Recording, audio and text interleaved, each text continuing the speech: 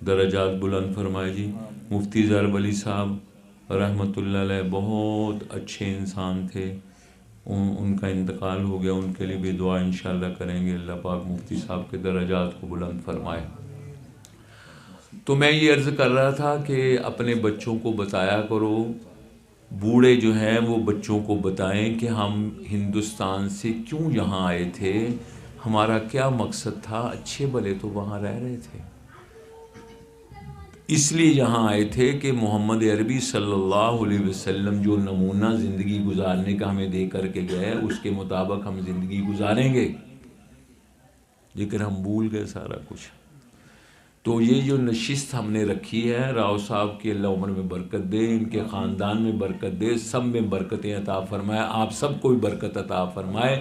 یہ اس لیے ہے کہ ہم اپنا پلٹ جائیں، رک جائیں، جہاں ہیں یہاں سے پیچھے کو جائیں، ایک ایک قدم ایک ایک قدم، جہاں جو کھڑا ہے وہ وہاں سے پیچھے کو جائے اور اپنے محبوب آقا صلی اللہ علیہ وسلم کالی کملی والے کی سنتوں کو زندہ کرے۔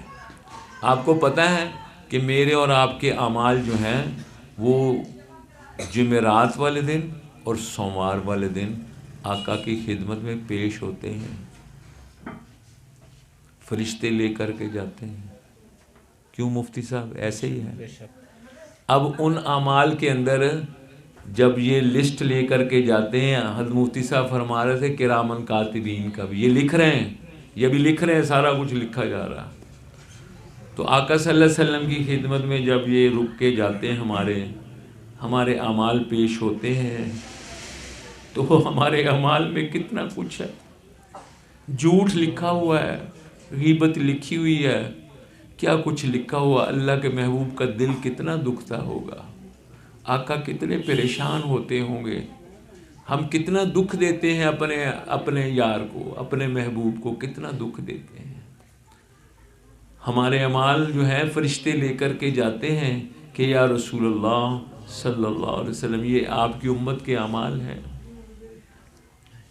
تو اس لیے میرے بھائی کوشش کرو جتنی کر سکتے ہو، اللہ پاک مجھے آپ کو ہم سب کو نیک اعمال کا ذوق اور شوق نصیب فرمائے۔